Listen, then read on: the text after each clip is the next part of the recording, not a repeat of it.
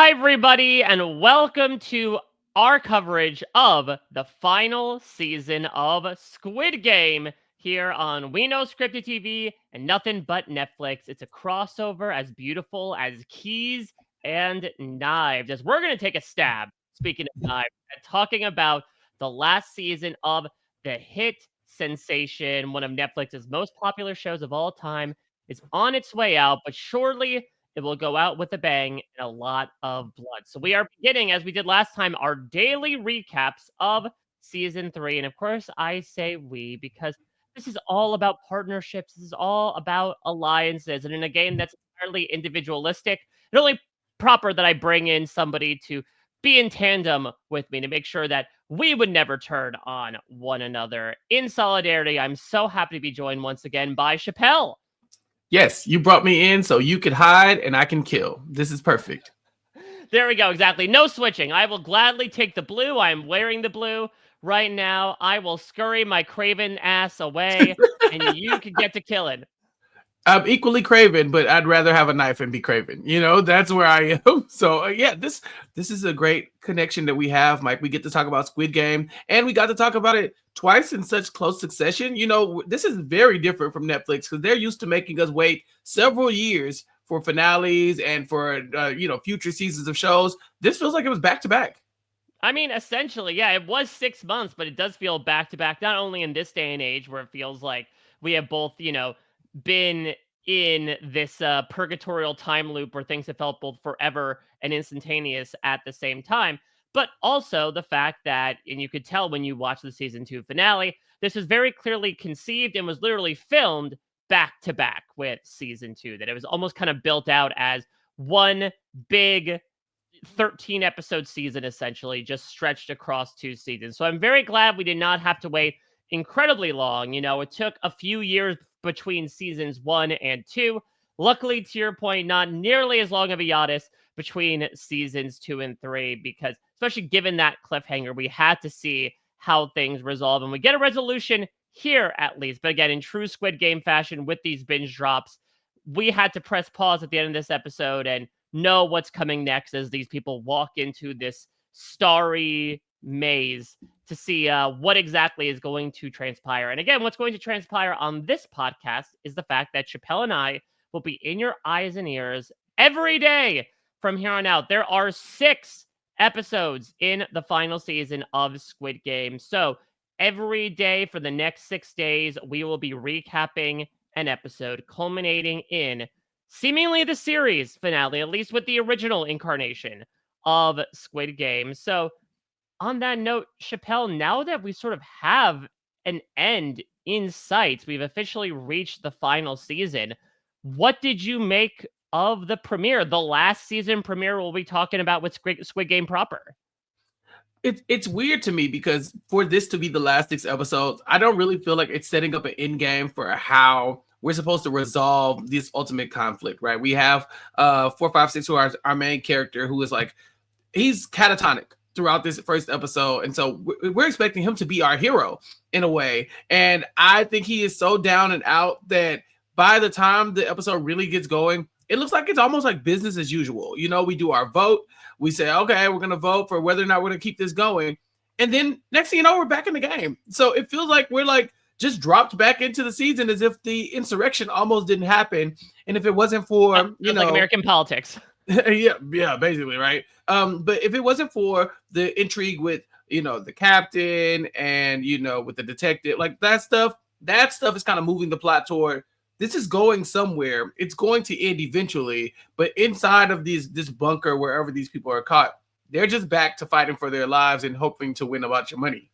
Yeah, and so what's interesting about that, because I completely agree, I have much more interest in what's going on the island as opposed to off the island. I think that obviously this episode brought us right back into the world of Squid Game to the point where the action picks up immediately from where season 2 ended. In fact, kind of literally bled into some of the way that season 2 ended in terms of getting to see a different perspective on certain things. And I agree, in this episode, on paper, what happens inside the compound? They recover from the failed insurrection. They wake up the next day, they vote, they wait another day, which is interesting because I felt like they usually say 6 games in 6 days. If you chart out the chronology of this, they had the whole like Thanos death knife fight skirmish, one overnight period. Then they had another overnight period between the insurrection and the vote, and then they played the game again. So maybe just they had to, redo a lot of the set dressing given everything that happened last time. But yeah, on paper, it was a little bit slow rolling, which I think makes sense for a season premiere, as opposed to making a good amount of progress on the revelation we experienced in the season 2 finale of, oh my God, Captain Park is the mole. He's working with In-ho. He's working with the front man. But my interest in the show is very much inverse. That this is something that you and I certainly talked about, Chappell, that we were not entirely invigorated by everything going on with Jun-ho. Jun-ho is an incredibly admirable character, and I am waiting for the inevitable time when him and his brother are reunited, but the path to get there is not necessarily the most appealing. So I enjoyed myself most hanging out with these characters, even if they had only done a handful of things in this episode. Yeah, the Jun-ho stuff is cool because it's like, if he can just figure out what's going on with Captain Park, then it's like, okay, then we're going to be able to crack this case. He's probably going to be able to find his brother. We'll see all that stuff happen. But it just feels like he's getting spun around in circles still. We spent the whole episode with people being like, I don't know if you should trust this guy. It's like, what? What do you mean? I don't know if I should trust you. Are you crazy? And so, yeah, that kind of stuff is like, it's slowly creeping toward the end. Whereas the stuff on the inside, although it's not really moving, those are the personalities that we've come to really latch onto. Just seeing 456 now that he's down and out and kind of just like reeling from this failed escape plot, and then seeing how everybody reacts to it. You would think that this would be something so traumatic that it would bond these people. No. These people are still divided. They are still like, no. In matter of fact, they're probably more divided than ever. We have so many people who will vote to continue the Squid Game despite what they just witnessed.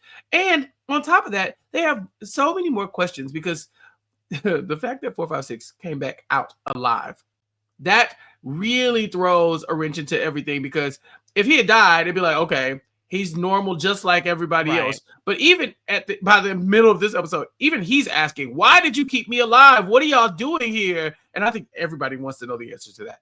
I mean, yeah, I think the front man should have came down to like, well, there is such a thing as plot armor. You did win an Emmy for this series. So like, we're going to keep you into the end game. But yeah, I mean, what's incredibly ironic about all this is that last season, we had a whole ass plant in the form of In-ho himself entered the game, killed his character off.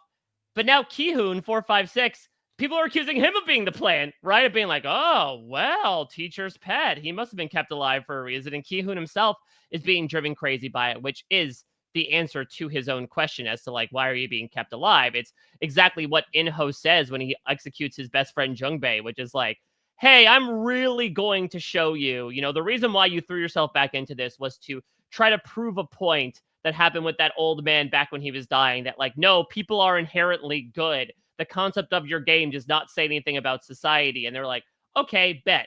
Let's make it harder. Let's see if you can succeed for a second time. And you're going to have to die a slow, miserable death watching how incorrect you are about all these people. And I don't know, Chappell, we haven't obviously not seen the extent of the action from the Keys and Knives game. We'll see that in the next episode. But I feel like almost already for some of these, O voters, they are getting around to the find out period, considering that up to this point, outside of the skirmish that happened overnight in the wake of Thanos' death, there haven't been a lot of games that's like, okay, and you will actively kill someone. I guess the closest was the Mingle game when it was like, okay, you exclude people who are sentencing them to their death. But this takes things in a definitive step forward, or maybe to the side for some of these people that had already, let a lot of X blood go a couple nights ago. This is so messy, though. This is so messy from the producers of the Squid Game, not the show, but the game. They're sitting around saying, how can we spice this up even more? The tension between these two sides has never been greater than it was, prior to the insurrection. And now there's so much to where they're like, would it be cool if y'all just have to kill each other? You know, like what we lost some soldiers, we've lost some managers, as per we, as outlined, as far as like the casualties of this big coup. And so it's like we're not gonna risk anybody else. Let's just let you all do it. You all hate each other enough to where I could definitely see y'all killing each other. That billionaire, the guy, the rich guy who is no longer rich, clearly because he's in here, that guy sucks. I want to kill him. What's his number? 100? 100, yeah. Yeah. He look, if you gave me the knife, easy peasy, we're in and out. But I think there's a lot of people who are starting to have feelings about some of the people in the game that are left that would make this a very easy decision for them to want to murder somebody, but also would make it very, kind of scary to be one of the people who is hiding. I think that, we will see Dae-ho, my guy. Dae-ho is down bad, okay? Like, that's why I think that this is so messy, because they have the opportunity to be like, we will come in and kill whatever. We would do our normal games. But wouldn't it be crazier if we made Gi-hun decide? Like he thinks that you have to be like this, that he's above this game in a way. He thinks that, people are inherently good. Like I'm about to prove to him that you have to play this game, because I'm going to put somebody in this game that he should want to kill, that he should have every reason to kill. And I'm going to give him the knife and say, okay, now do it. And here we are. He's looking at 388 like he's a piece of steak, and he's just ready to cut into him. And I don't know how I feel about it, because I think I'm a Dae-ho apologist. I think like I was watching this the whole time thinking like, I mean, the number 100's right there. Like you're putting all your ire at this guy because he nutted up during the insurrection, but what about all the O's? They suck.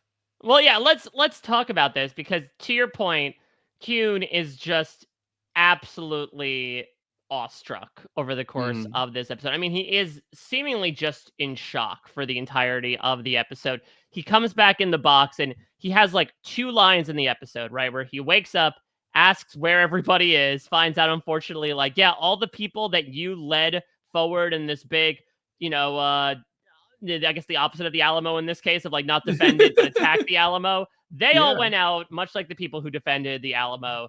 And then the only other line he has is at the end of the episode when he says, "It's your fault." And I very much understand that Gi-hun is incredibly hurt, that I think there is a lot of projection going on where he clearly feels so saddled with the death of Jung-jae. We hear the words echo in his head that like he specifically said, "Hey, Jung-jae, come with me to the front man's HQ. I want you alongside me." And so for many reasons, it's his fault that Jung-jae ends up getting so mercilessly executed in front of him. And let me join you here in saying that, like, I'm not a Dae-ho apologist necessarily. I think he makes a fairly solid point, though. And, like, yeah, Dae-ho did do something fairly craven, which is maybe why he's wearing the blue, again, of, like, he absolutely freaked out when he was supposed to get the magazines. But he couldn't have gotten, like, the magazines up to Jung-jae and Gi-hun in time for them to take everything down, when we know that In-ho was just waiting to toy with them, essentially. Like, he was letting the leash go for a certain length, and then he jerked back on it. It was only a matter of time. And so it does feel, to a certain extent, like Gi-hun is looking for somebody to blame. And the person he glowers at for the vast majority of this episode is the guy who, was responsible for one of the bigger F-ups amongst this entire group of people, and has a little bit of survivor's guilt as well, to say the least, considering what, like 3 or 4 people of the entire X brigade ended up surviving that entire thing. Look, I think Dae-ho makes a lot of good points. When it's basically like he can tell that Gi-hun is after him. He's like, all right, this guy's been staring at me all night. I went to sleep, he was staring at me. I woke up, he was staring at me. Let's address the elephant in the room. You saying this is my fault? You came up with this stupid ass plan. This was your fault. I nutted up. I'll hold that. I'll take that L. But we wouldn't even be in this position if it wasn't for you. So yeah, while you're looking at me, trying to blame me and make me the whole like, oh yeah, like you're the scapegoat for this problem, maybe take a look in the mirror. Take a look in the mirror and think like, what could you have done differently? How did we end up in this position? And also, am I your biggest threat here? Like, as craven as I am, leaving me alive in this game is probably fine. You can take care of me.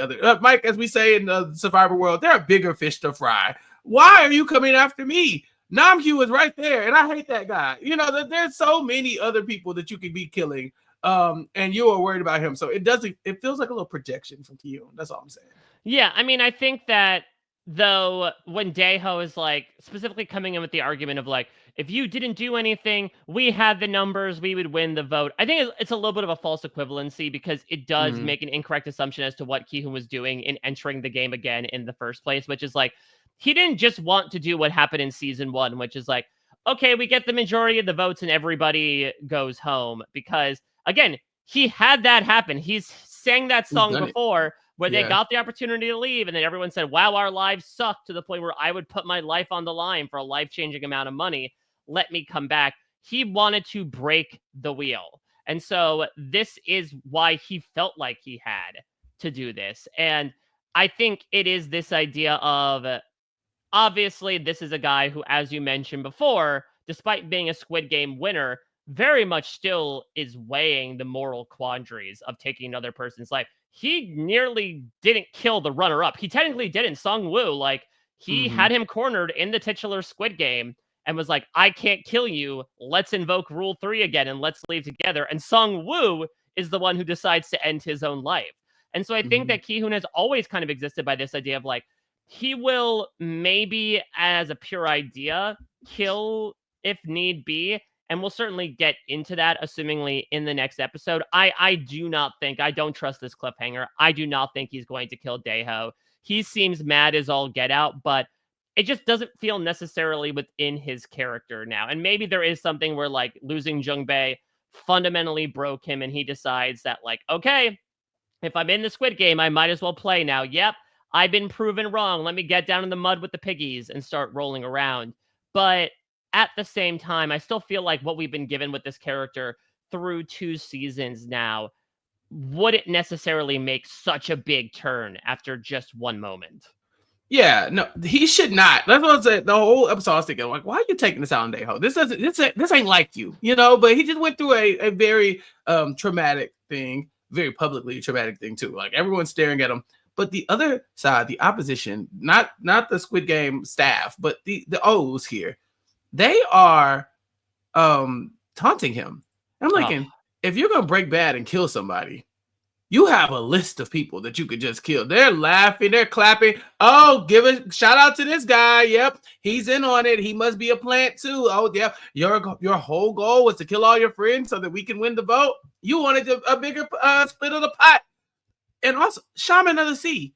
Lady, what are you doing? That's the thing is that, like, if you're saying, I mean, maybe they were building up by being like, look what Gi-hun did to the Shaman of the Sea. Clearly, he has the motive to kill, but, like, who among us, would not want to get some sort of retribution for this woman who, like, talk about F around and find out, gets in this man's face and is laughing in it, saying, like, aha, all your dead friends are screaming at you, and I will pay no recompense for my actions. This woman is an absolute moron. Yes. Remember, she was the lady who, in the whole, like, 5-person, 3-legged race thing, was like, God has forsaken me, I'm doomed. What's interesting, Chappell, is that like she seems to be accumulating some sort of she following. Has followers. Mike, the cult, she's building a cult right in front of us. What is happening? She's friendship, she is the shaman of friendship. I mean, what's interesting is that the first scene we see of her in this episode, she has 2 people around her. Then when she declares that she sees all the paths in front of her, she has 4 people around her. I mean, that helps in a game like this. I'm pretty sure they were all blues too. So I think there's a very realistic chance that they all pack in like sardines in some corner. And when a red comes in, she just shoves those people. Human shield, take it. Oh, you got your quota, red. That's great. Leave me alone. Bye-bye. Have a nice day.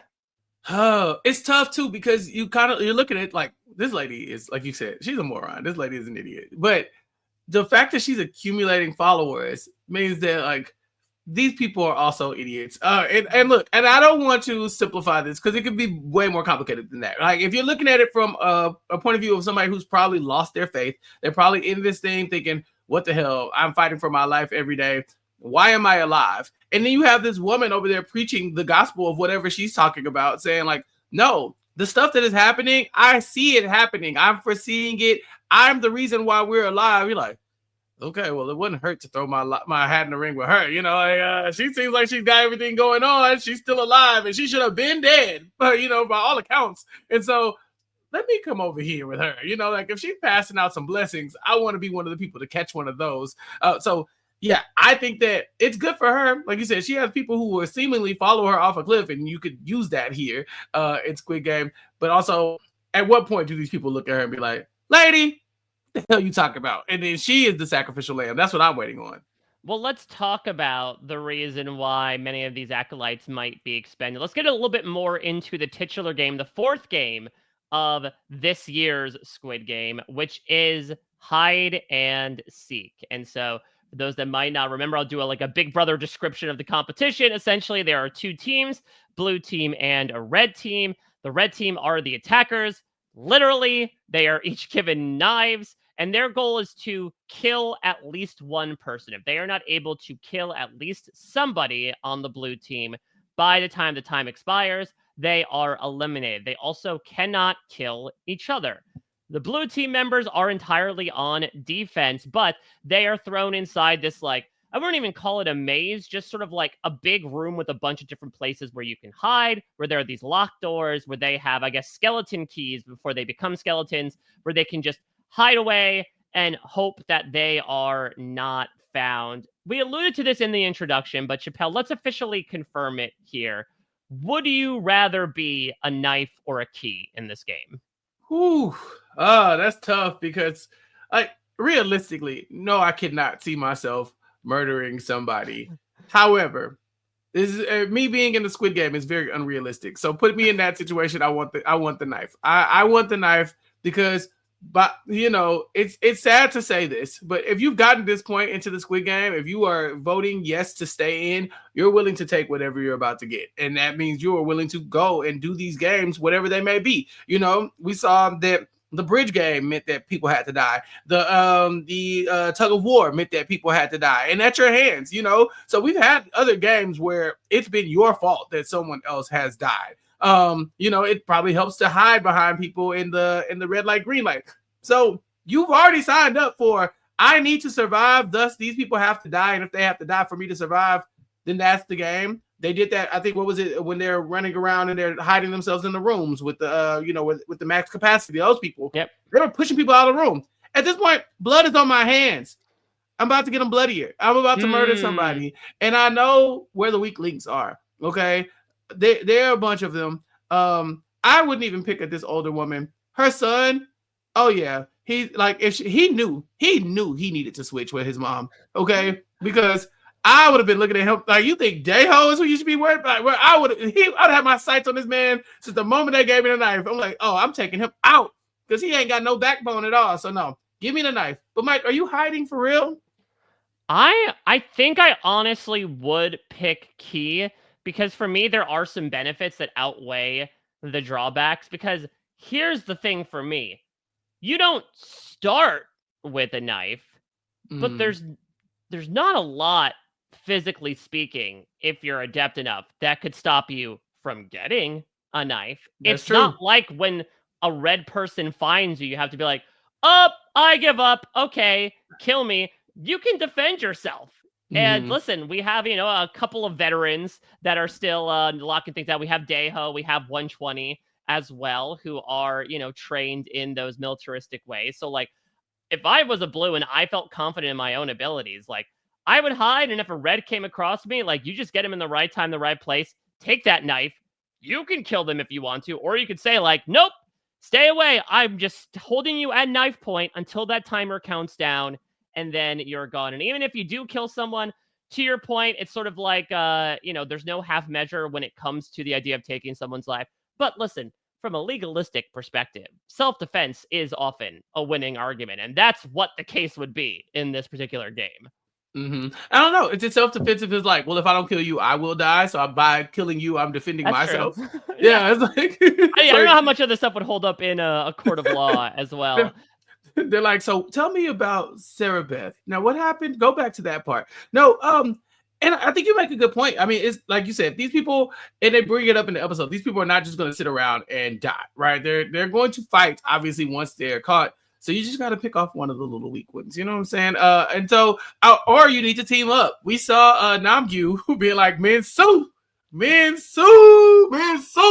what's up, Minsu? You want to team up? This was like, what? Yeah, fine, whatever. I don't care. Like, he's not helping this man. So I will say as well, I got the distinct pleasure of getting to watch a live screening of the first episode. There was this big event in New York City at the time that this podcast is being released. It will have happened about a week prior. That was a lot of fun. We had a big inflatable of the Sarah Beth doll and her boy toy right outside. There were pink soldiers that walked, a hefty amount of the cast and creators that were there to the theater, and they screened the first episode, and that was a delight. I have never had the pleasure of getting to watch an episode of Squid Game in a room full of people, but like, obviously, if my experience with that particular Game Changers moment is any indication, like, I get such a titillation out of like people viscerally reacting to things. And when like the amount of gasps and oohs that came across when we got the double revelation of like, okay, you get a key and you get a knife, people were losing their goddamn minds. I will also say what was really interesting was every time that Gi-hun was staring daggers or knives at Dae-ho, it actually got a huge laugh from the audience. Really? Yeah. Okay. I don't know. Maybe it was just the mood that I was in. I was like, I don't know if I was like, this is not funny at all, but like, I don't know if it was like uproariously hilarious is the way people were coming across. I was dying laughing at it. I'm sorry. Because it's incredible that like all this stuff is happening. And then it's like every time you look at him, he's like, that damn Dae-ho. Like, hey, come back. Like these other people are taunting you. Like the shaman of the sea is in your face. You choke her, she goes away, and then you look back.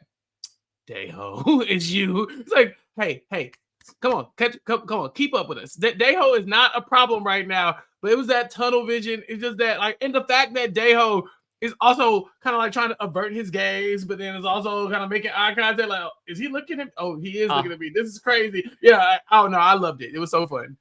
Well, let's get into one last little curveball thrown into this game, because again, we don't see the results just yet, but just because the magic gumball machine determine your role does not mean that it is final. They are given a brief portion of time to try to switch roles with another person. And surprise, I mean, we see a couple of moments where this happens, but chiefly we see that the switches occur between the two pre-existing pairs that enter the Squid Game. So let's start with the first one, which is the mother and son, which is 007 and I think it was 149. Yeah, right? 149. Yes, Jung-jae. Mm-hmm. So we get a lot of backstory here. We find out that obviously things were not terribly great at home. And so it is just a great representation, Chappell, of how effed up Squid Game is, that you have a mother and son debate which one of them has the greater capacity to take someone's life. Yeah. See that? Boy, you ain't got it in you. You can't kill nobody. When you was a little kid, you used to just get your ass beat. You would just stand there and get in fights, and you would just get punched in the face. And he was like, okay, yeah, but when dad was punching you in the face, you ain't saying nothing. It was like, wait, hold on. What's happening? Yeah. Everybody slow down. This is not...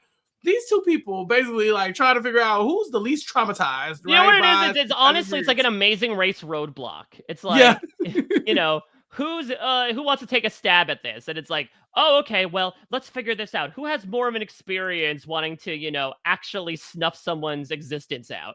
Yeah, and they're both pointing at each other like, well, I mean, you will. No, I don't think so. And so it really comes down to, Jung-jae. I try to believe in her son. I think, I really think that's what it's gonna be, because, like, I mean, she's got a bad knee. She's a little older, but she's like, I know you ain't got any. He's like, Mom, you gotta believe me. Now the thing is, I don't trust her son. I haven't trusted her son since he voted wrong. You know what I'm saying? Since that day, I've been looking at him crazy, and I've been thinking, okay, he might need to go, and maybe she's the one who needs to put him out of his misery. I think maybe she needs to look and say, like, have I created a problem? Like, is this guy going to be somebody I cannot count on or rely on to get me out of this game? And then she switched. So now we actually have to figure it out. Is he going to be able to do what's asked of him? Is he going to be able to not only kill someone, but then get to his mother's side and help protect her as she hides? That's what he proposed. But can he execute? I'm not quite sure. I mean, I think from 149's perspective, this actually is a good tactical choice because she points this out, and I would be remiss not to think that it is going to quite literally come out in the next episode. She's packing a little bit. She's Yes, got that's that the thing. hairpin that she's Yeah. got. And it seems like, it's a little bit of like prison rules, I think, in the Squid Game compound where like they don't necessarily look completely the other way if you like have some contraband stuff, but it's like, hey, you know what? It would be fun if she pulled out her giant hairpin and just stabbed somebody with it. So it's like she doesn't necessarily need the knife. Like she could defend herself if cornered. So maybe it's more so like, okay, you're actually the weaker link. So let's give you the weapon so that Mm-hmm. at least you have an opportunity. And look, it could be something where maybe Jung-jae, there's a rule about no red on red violence. There's no rule against blue on blue violence. If Jung-jae Right. stabs somebody and is like, okay, son, you finish them off, does that Mm-hmm. count? I think so. Yeah, I think they had a tag team this. I think that people were identifying that the tag team option is probably the best. But I agree with you. She is a little bit more savvy, it seems. At least she knew to bring a weapon in, or at least was able to. And at the end of the day, I know this is a social experiment. I know this is also a game of like blood and gore, but we're making a show here for the VIPs. If this woman pulls out her hairpin and just starts like shanking people, that's good TV. Keep the party going. We definitely gonna look the other way. Matter of fact, we're gonna zoom in and let the VIPs get a real show. So let's talk about the other pair that makes a swap here. Of course, always a fractured romantic time. Then the Jeremiah and Huda truly of Squid Game Oh my god. second iteration is Jun-hi and MG Coin. And MG Coin, again, really trying to make up for lost time here by, ghosting her when he found out that she was pregnant to the point where he makes this big pitch to her about how she needs to hide. She cannot be out there. And it is weird, I very much understand her argument where she's like, again, what have you done for me lately? I can do it myself. She does tell him, though, like, I don't think you have it in you to kill someone. Does she not remember what happened with Thanos? Like, MG Yeah, Coin flat out murdered him with a fork. What do you yeah, think he's gonna do with a knife? yeah. This is tough. It's tough because she hates him. She just hates him. She hates his guts, and so he's like, "Come on, let me save you." She's like, I don't know. I was like, "No, please, let me. I got it. I trust me. I can do this. I got you." You know what? Matter of fact, just kill me. Kill Yeah, me. Kill. I was like, "Wait, what? What are you doing? I think we're losing the yeah. plot Let me here." let me be your one kill. Right, like that'll get you and the baby safe, and then he can die like some type of weird martyr. I was like, that's not the move. And I was surprised to see that she actually did fold and like switch with him, because she had an out. If the game starts, she walks up to this guy that she seemingly hates, who is not going to help her raise this child, and she just stabs him. Then she's in. She's good to the next round. She gets a pass. She wasn't planning on taking this man to the end anyway. Cut your losses now. She's like, nah, here you go. Here's a knife, and swear to me that you got my back. He says, got you. So now we have to see if he holds up his end of the bargain. Because I was thinking, lady, you got a baby. You might want to just go ahead and, get this guy out the way and Literally move cut and forward. run. Right, seriously. And she refused to cut her losses. I don't know. Well, here's the thing, though, that might have impeded it, and maybe she was already kind of feeling this that caused her to switch. I don't know if you noticed this, Chappell, but when the Blues enter the starry blue sky filled room and start their hiding process, like Jun-hi does put a hand on the wall and pause, Mhm. perhaps literally laboriously. I'm going Oh, to call yeah. it now. I think she's having this baby in the hide and seek. She did look like she was having some pains. Because then we see that the other two women, they like shuffle her off, like, come with us. It'll be the team, the three of us will be together. And I think it's gonna be the three of them because they're gonna have to deliver that child together. I think that's really I what think it's that gonna yeah, be. I think they're gonna have to, because imagine this idea of it is hide and seek. The entire goal, especially in a life or death scenario, is like Do not make any noise. Do not flag anybody to your presence. Imagine it's like A Quiet Place, right? Like there literally was a scene in A Quiet Place where Emily Blunt gives birth in an environment where she cannot express any sound. It just is too rich of an opportunity, I feel like, to not take as a writer, to have Jun-hi have to deliver this child at a time, at a place where she cannot make any sort of noise whatsoever. That's crazy. Also amazing. But it's crazy. It's crazy that you would put them people through this. And honestly, I think that's like almost a bridge too far for me. Like this woman giving birth while people are being murdered around her, and her having to like be completely quiet, and the baby has to be completely quiet. Now, I don't want That's to. true. Imagine she's like completely silent. It's like, wah, wah. Yeah, the like, baby's screaming. It's Can like, I cut the there you umbilical are. cord? Right. It's like, okay, listen. Was the baby wearing blue? No, like that's what I'm saying. Like this might be a little too far. This might be a little too far. I need them to make it out of here, and then she can give birth. I agree. Better TV is what you said, but man, this is dystopian and scary already. This is taking that to another level. And then this man, he now has even more incentive to protect his baby mama, because at first they was kind of beefing. He was ready to run off on the child, but now the child is here. And it's like, it's looking at you and it needs protection in the moment. I think it's a good story. Let's focus on one more storyline on the island, but not on the contestant side of things. So this is something that you and I clocked in the finale. We saw 246, which for those of you that don't remember was, I think it was like a caricature artist who had a sick daughter who, had some medical crisis that caused him to enter the Squid Game to get the money. But he had sort of caught the eye of Noel, who was this like theme park costume character before she ended up becoming a pink suit. And so she has always kind of like held a special place in her very, very small heart for him. He was the one exception. And so when we saw him get shot by one pink guard, you and I both thought, okay, this is probably Noel.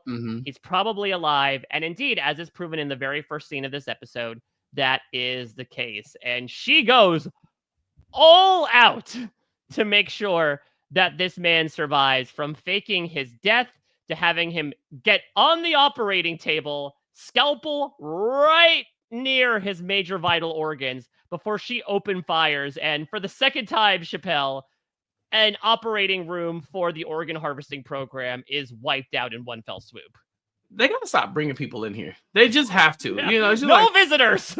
Yeah, Noel's just like, oh, so now we're on the same team. I've been undermining y'all for days at this point, but now I see the light. I understand. At least these organs are going to a good place. They're going to help somebody. They were going to die anyway. I get it. But could you please show me the operating room? I would love to see that. He's like, why? She goes, because we're on the same team, and I should just why do we need secrets? He's like, but why do you need to see? It's like, just show me. Just show me. So they bring her in and say, hey guys, she's with us now. Really? Because she's been tripping. No, she's with us. I promise. Okay. And we don't wear masks, so she has to take off her mask. Oh, that's her? Lady, I still don't like you. You've been using us. He's like, no, she's fine. She's fine. All the while, this woman is 3 seconds away from pulling a gun on them and then eventually killing everyone in the room, except for the one person who should be dead, the person who is on the operating table. Oh, and the one person who will be operating him, or he will die. So, yeah. Crazy turn of events. And I guess this is just their connection from the theme park. She's doing all of this because of, one, she just doesn't like these people, right? Like she is not a fan of the unethical practices of this game. I think she was fine with the game in theory. They're awful people. Let them fight to the death. Somebody will change their life, whatever.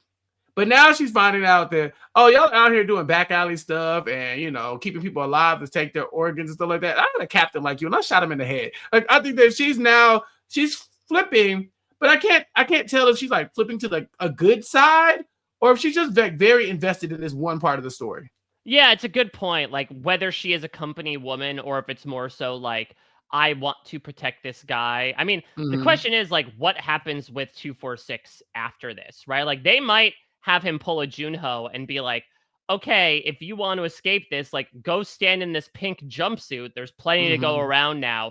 Pretend to be a soldier and will eventually leave, because otherwise, like, we found this out from Jun-ho, like, there's really no way to leave the island in a really conspicuous way.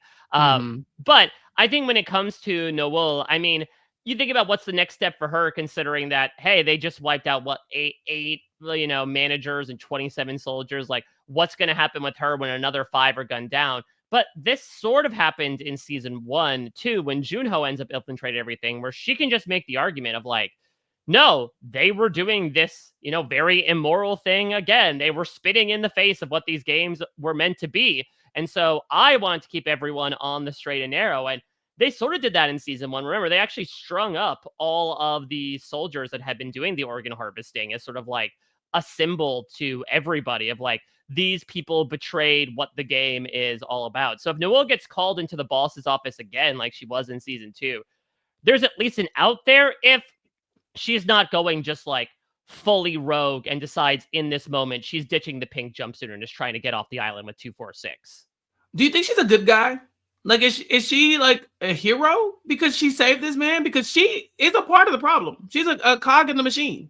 No, I think she is. She honestly is probably one of the more complicated characters. That's the weird thing about Squid Game is like the concept itself is complicated as to like what moral depravities will you succumb to for the pursuit of a life-changing amount of money. When you look at the actual characterizations itself, I mean, look at our protagonists in this season and last season, for instance. Like Gi-hun, yeah, he's had a couple of moral quandaries, but like is generally good.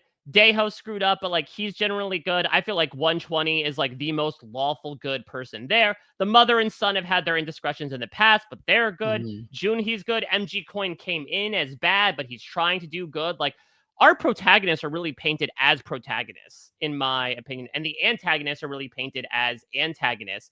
And so Noel is sort of in this weird middle ground where, yeah, we talked about this in season 2, right? Like she is mercilessly killing people. There was a guy who got shot in the leg who made it across the finish line alive in red light, green light, and she still killed him. Like, she has a very strict code that she is operating by. So I guess if I'm going with some sort of alignment, it honestly would be like a lawful neutral, where sometimes that code means she's doing things that are, good for the characters we like, and sometimes it means she's doing bad things for the characters we like. Yeah, she is giving company, man. You think there's any upward mobility for her at this point? Like, let's say we have to lose a front man. If the Squid Game is to continue, I'm looking at her as a purist. It's like, hey, if we have to pass this mantle off to somebody, who better than the woman who's like, yeah, I signed up for this job over the summer. I'm doing it. I showed up to work. I found out that there was some stuff going on. I basically blew the whistle. I shut it down, and I'm making sure that this thing is operating the way it's supposed to operate. Like, she has now saved 246, but did she save him to save his life? Or is she now going to filter him back out into the Squid Game and be like, all right, like, they're not taking your organs, but you're back out there. I don't know. I don't trust her. Because why did you sign up for this job in the first place? She's not getting a life-changing amount of money. This is to me, this is like an hourly job. She paid, like, this is shift work, It's seasonal work is what it is. She's a theme park worker. She would understand that, where it's like, all right, every year you're going to suit up in this pink suit and come to the island for a week. Remember, the Squid Game only runs for 6 days every year. So it's nice work if you can get it. I mean, that would be very fun. I mean, I guess that could be one of the larger questions maybe we ask towards the end is like, if we assume that In-ho will get killed at some point, who's going to sit on the Iron Throne at the end of all this? Because I do think if Gi-hun even survives, I still think the Squid Game will continue in some sort of way. The question is, who would be sort of carrying it forward? And Noah could be like the best and also worst possible person to continue its legacy. Oh yeah, which would give us the potential to have like a spinoff or something like that. You never know. So I think that these Netflix shows, especially Squid Game, have proven that they like money. Like season 1 was like, oh my God, what a story about capitalism and poverty and how we are so greedy and da da da da. And they were like, season 2's coming. We're like, oh, okay. And then like season 3 is 6 months away. It's like, oh, okay, y'all really want this money. Like, y'all are determined to milk this as much as you can. So I wouldn't be shocked if they said, okay, let's keep the party going, but just use somebody else as the front man or front woman. Let's save perhaps the least tasteful for last here in the form of this Jun-ho Captain Park stuff. We mentioned it beforehand, but just to hash out what's going on as a quick reminder, Captain Park ends up killing one of the drone operators in the middle of the night, formally going mask off, much like many of those pink suits did, showing that he is a mole, he is an insider. He has a phone call with In-ho in this episode where In-ho's basically like, yeah, if they get too close, kill them all, especially my brother. Do what I couldn't do. And, you know, maybe filling in a bit more of the story as to, like, I imagine that In-ho didn't want to kill Jun-ho, and so, like, had Captain Park sort of, like, on standby to be like, okay, you're gonna pick him up, save his life, and then sort of go from there. But yeah, to your point, it's a little bit of a frustrating episode as a Jun-ho supporter, and the fact that he is just so in the dark about the fact that despite Woo-sok really coming to him and being like, come on, red flags all over the place. He's like, I just see flags. I've got these rose-colored glasses on. I do think the way that he regarded Park, the look that he gave him at the end of the episode when Park's like, oh, well, can't trust any of those lazy oafs, right? Those, you know, floofy gangsters. I think this is not getting dragged out. Maybe this is wishful thinking. I'm going to put in a bet that as recent as maybe next episode, Jun-ho's going to hold him in gunpoint and is basically like, okay, yeah, I know you're up to shiesty shit. Like, we don't need the Woo-sok doing the cursory research on land to get this revelation to Jun-ho. Yes, he's a little daft right now, but he is a detective. I think he's okay at reading what's going on. And yeah, I am hoping. I'm hoping all hope that this man will figure this out, because I was really questioning his detective skills throughout this episode. Because Woo-sok is saying, yeah, this guy said he just heard a noise. He got up and he had a screwdriver in his hand. He's like, yeah, but maybe he picked it up as a weapon. He's like, okay, you know what? The captains have sleep with a screwdriver under their pillow. There's an old sea shanty about it. Right. It's like, who does he think he is? Tommy Pickles? It's like, okay, a baby's got to do what a baby's got to do. Like, that's what he chose as his weapon of choice. I was like, all right. And so Woo-sok is kind of like, well, I ain't coming. You have a good time. I'm sick. I got something that I gotta he's like, handle. listen, this ain't a booze cruise no more. I ain't a sailing. I'm no teetotaler. Right. That's what's like, Jun-ho, come on. Open your eyes. Open your eyes. Come on. Like, think about it. Think about it. Like, this man basically just said, I ain't getting back on that boat. And you are a detective. So at some point, you need to start detecting some things. You need to start looking around and saying, okay, is there a possibility where I'm being spun around in circles? Because he says, I'm looking out for Captain Park. Captain Park had my back. He pulled me out of the water, and then he's been helping me search for this island for years. Years? Yeah. You don't think it's funny that it's taking you this long? Like, maybe this man could just be redirecting you. It's like, it's not the Lost Island, Mike. It's not moving. It's exactly. It's in one spot. It's a good point. I think it's just for him, it's very tough to shift that reality that he's lived in for the better part of 2 years. Like, his mind was blown sufficiently when he found out that his brother was not only alive, but the leader of the games, and also shot him.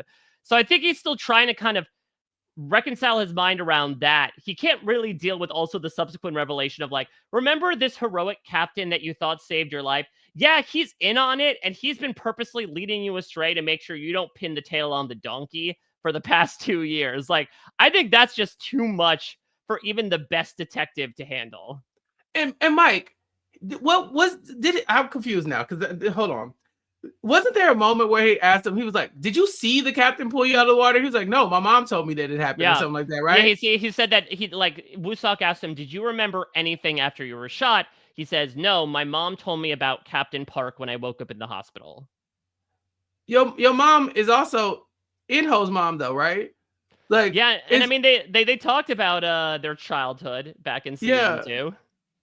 Mama, what you doing? Imagine if the entire family was in on it, except for because I'm like, wait, well, I was like, his mom. I was like, but that's your brother. I was like, why is she? I was like, oh my god. The mom is like, yeah, Captain Park is good, no problem. Like, maybe maybe it is a family business. Maybe that's what this is, and he's just the last one. Like, he's the one holdout.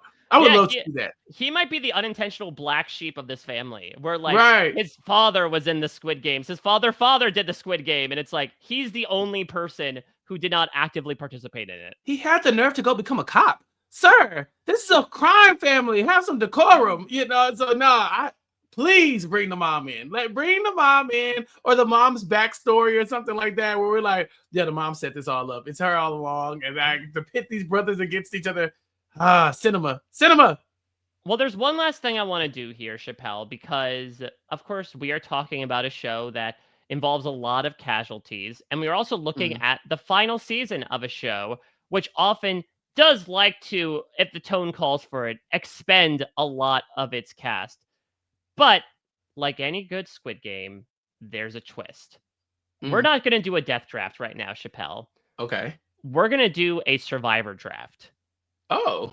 So, you think people are going to survive this? Yeah, so I think what we can do, and listen, we might win with 1 point between the two of us of the 3 that we're going to pick right now. But I think we should each pick 3 characters that can either be in the main or recurring cast of Squid Game Season 2 or Season 3, since again, there's a lot of crossover there.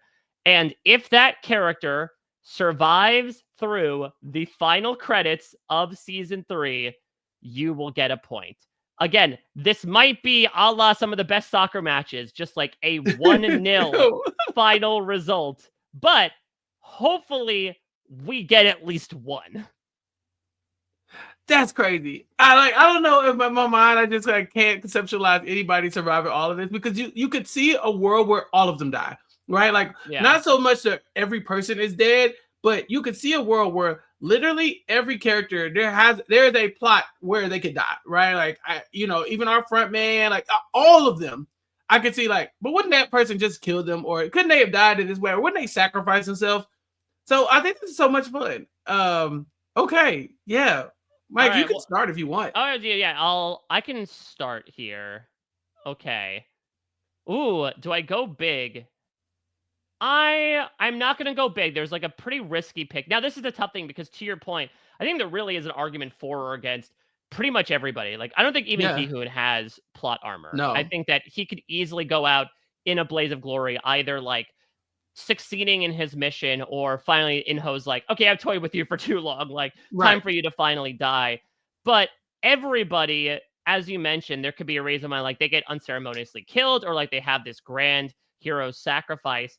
So let me start with someone who is not on the island. I'll go with Jun-ho here. Okay. Because here's my thing. We already had the pseudo death with Jun-ho in season 1, right? We did not know his status after season 1. It looked like he got shot and killed and fell off the cliff. There wasn't necessarily a post-credit sequence where it's oh my God, he's still alive. So I feel like the writers would not go back to that well again. It would just feel kind of empty to kill him again after we already had this big standoff with In-ho. If we have another big showdown between the two brothers, it is much more likely, in my opinion, that In-ho dies this time. Yeah, I was looking at Jun-ho's death as kind of maybe one of those they're brothers and so they die at each other's hands, it's they go down together. But then at the same time, Gi-hun is kind of the main protagonist when it comes to against the front man. So maybe that's a fight for Gi-hun and not Jun-ho. So that's a good pick, I think. I want to go with Noel, because in my mind, she's who we pass the mantle of the Squid Game over to next, right? Because she's a company woman. Now, don't get me wrong. There's a bunch of ways that she could die. She just killed a couple 5 people and is saving a man's life currently. She could walk out of this room and they just be like, lady, come on, come with us. You're dying. But I do think it'd be very entertaining for her to make it, and then for her to possibly have a story that we could follow, even if this show doesn't explore it, but just leave that thread open for, interpretation. I wonder what she does next. She's the one who I care about, of all these characters, she's the one who I care about their lives outside of the game the most. Everybody else, I'm kind of just if they die, they die. If they live, who knows what they go do. But with her, I'm kind of oh, she had a regular ass job. Does she go back to work? What happens next? Yeah, there's just gonna be a boss waiting in that theme park entrance being well, she's late. Why did she show up at this point? She's gonna shoot him. Does it? All right.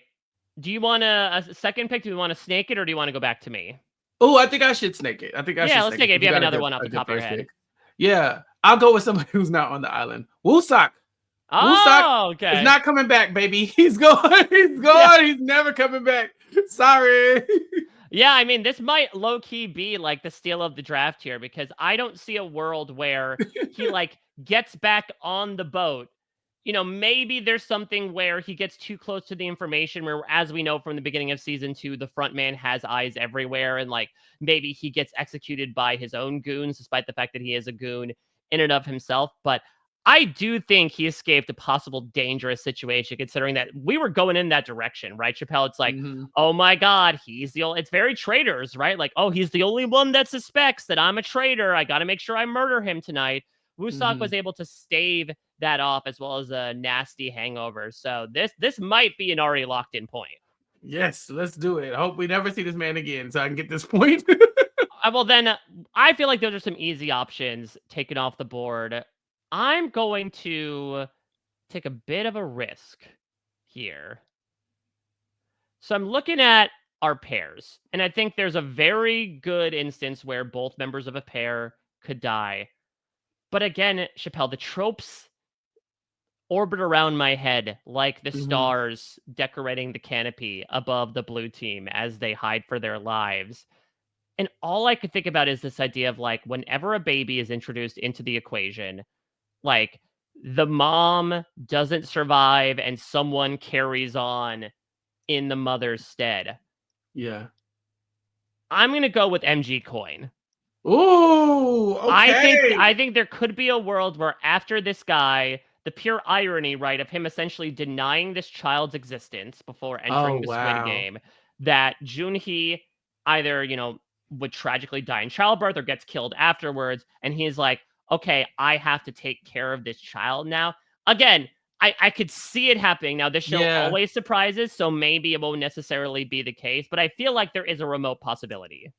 No, that's a good story. It is a good story. It also sucks because, sir, how dare you? But at the same time, like you have basically sworn to this woman that you were going to do whatever it takes to make sure her and her baby are safe. And so, even if she dies, you still have to make sure the baby is safe. So, yeah, that makes total sense. I could see that happening. That's a good pick. Yeah, I like that. Yeah, okay, pick again. Okay. All right. So I've got I one. have somebody in mind. I hope you don't take them. Oh man, and probably not. So I have one more pick here. I will probably go with another player just to have fun, just to really add so many, because we don't have enough stakes in Squid Game, Yeah, clearly. we don't But have enough just to stakes. add some more stakes here, let me go with a member of another pair. Now, maybe No. this is my bold prediction for next episode. Like, I think 007 dies. I think, perhaps the Mm, franchise is dead as well, but I think that he is not going to be long for this world. I think it will be the tragedy we've experienced of a parent outliving their child. And so mm-hmm. maybe it's just because I'm trying to manifest this. Give me 149. Give me Jung-jae. Okay. I think that, listen, older people have done well in the Squid Game. Il-nam essentially removed himself from the Mm-hmm, game mm-hmm, with mm-hmm. Gi-hun in the marbles game. And so I could see, especially like once she loses her son, when not if, that like she carries that tragedy forward. And again, it's tough because the circumstances of Squid Game would imply only one survivor unless they hold a vote for the final game, and like Mm-hmm. if it's Gi-hun and it's Jung-jae somehow and both of them vote X, then it's like great, then they can go home. And so that's the out that I think I am hoping for, because she has been presented with like a lot of character development as well, right? There's the whole relationship with her with 120, where initially like she was kind of perturbed by her being trans and now sort of enveloped her into this group. So I'm I'm trying to manifest this outcome, Chappelle. I'm trying to make it happen that the mom survives. Listen, Trey outlived Leanne in Squid Game the Challenge. Let's reverse the curse. We gotta reverse the curse. Leanne was robbed. Trey was all your fault. That's a good pick. I like that pick. Do I get another pick? Yeah, you get one more. Min Sue. Ah! Min Sue. I don't know. I don't know what world Min Sue survives this. I don't. But I just love his character. I love how over it he is. I love that he's stuck. He's stuck with this clown Namgyu. He's like Yeah. like He's Why like, are you hey, here? we're the last two members of everyone else went to college. We're the last two members of our friend group. It's like, I never liked you, I Namgyu. never liked you. Get away from me. Oh my God. I didn't realize how much I liked them until it just was them. You know, when it was like, I'm the last of my crew. You hate my crew. So I guess we're a crew, right? We're a I will, team. Like, and I will say, whatever. I know that when you and I watch the episodes, we watch the English dub. I would encourage people, if you don't watch the Korean, original audio, listen to the scene specifically when Namgyu talks with Minsu and he does the Thanos impression, because he sounds like Thanos is both underwater and in slow motion, where he's like, "Where to go, Minsu?" Where like the actor's clearly trying to Minsu. do an impression of Thanos doing an impression of an American accent, and it really is a copy of a copy, and it's delightful. I love it so much. I'm normally subs over dubs, but this time that dub is so good. Like Minsu, Minsu. Yeah, go off, Minsu. I don't know how he does it. But he's been scrapping and surviving since day one. Okay, this man has had all odds against him. He's been bullied and picked on, and he's just like, I'm over it. I'm over it. I'm done with you. I don't like you. Get away from me. I don't know. He's not the hero, so maybe he's in the vote that gets us out of here. But I don't know. I can't see anybody wanting him dead aside from Namgyu, obviously. And so yeah, I think he'll be okay. Speaking of Namgyu, the more I think about it, is he the Shane Powers of Squid Game? Oh my Because God. this guy is like riding high in one instance, hits an immediate low upon the next, and like he's playing multiple sides here. He goes up to MG Coin and is like, "Yeah, Thanos sucked. Am I right? I'm so Right? glad you killed him. I So love you what you want, did to Thanos. so you want to work together? Maybe broker an alliance." Like this guy is all over the place trying to, and he doesn't need to secure loyalty with the Reds. I guess he could, No. because it's against the rules to kill him, so it's not like they can exact revenge upon him. But like, Hmm. pay attention to Namgyu. Like this guy's playing. Yeah, sadly, I want him out. I want him out so bad, but he's so much fun to watch. But he's like, it's like, why aren't you dead? You're awful. He's still doing his drugs. So Mm-hmm. he's still Though low. He's still low. we're down to what, like 4 pills. I mean, there's only what, like 2 days left. So if he apportions it Yeah. out properly, it's good. But like, he's not gonna apportion it out properly. No, look, if you survive, it's kind of like if you survive hide and seek. If you make it through this game, you can take a little extra dose. You know what I'm saying? Like, you turn up a little bit, celebrate, treat yourself, king. I love to see it.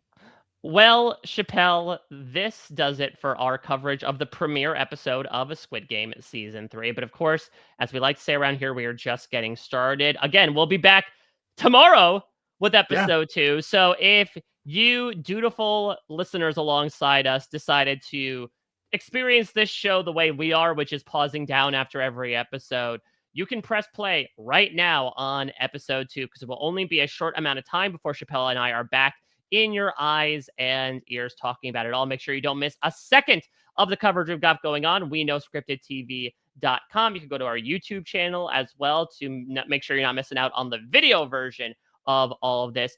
We're not going to do plugs every day because, again, we're going to be in for a whole ass week of Squid Game. But Chappell, for the first podcast of this season, anything you want the listeners to know about? I hope they have subscribed to Nothing But Netflix. Like, Mhm. this is like, I know this is on We Know scriptedtv.com, but also nothingbutpod.com is where you can find the Netflix coverage. We've had some great guests, some great shows that we've talked about, great movies as well, and we're going to bring much more of that after Squid Game too. So if you haven't already, make sure you go to nothingbutpod.com and subscribe to the Nothing But Netflix feed, or you can check out our YouTube page here on RHAP's YouTube page and catch the Nothing But Netflix playlist in order to keep up with all the stuff that we have going on over here. Yeah, and of course, you can check out all the stuff that's going on the reality TV side of things. Our own frontman, Rob Cesternino, has maybe not put on a mask, maybe put on a traitor's cloak in the turret in Scotland at the moment. And so a lot of us are filling in for a lot of big coverage there. There's been some fantastic traitor stuff that has come out since the cast has been announced. Chappell and I just did a big 3-hour podcast. The time this is being released, that will have happened last week with Puya and Maggie Morgan. I've been doing these Wednesday podcasts where I count down the 25 greatest moments in Survivor history as voted on by you, the fans, with an all-star alumni Survivor panel. I'm doing Survivor 48 postseason interviews as well with the cast that are coming out on a frequent basis. So if you're into reality TV, if you understood any of the references we made in this podcast, be sure to check out our reality TV equivalents as well. But we are going to be sticking with Squid Game, as tomorrow we will open the door to episode 2, find out what exactly is going to transpire in hide and seek. Has Gi-hun truly entered a new gear?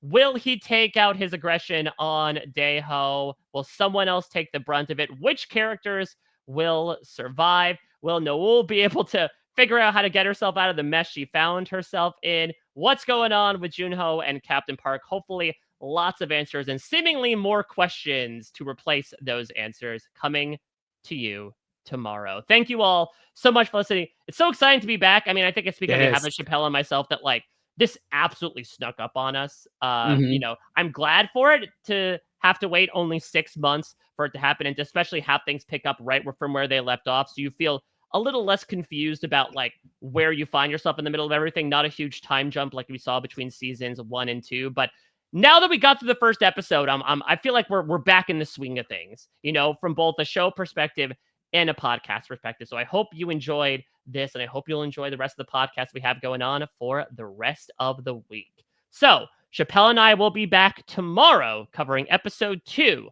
of the final season of Squid Game. Until then, everybody, take care. Bye-bye.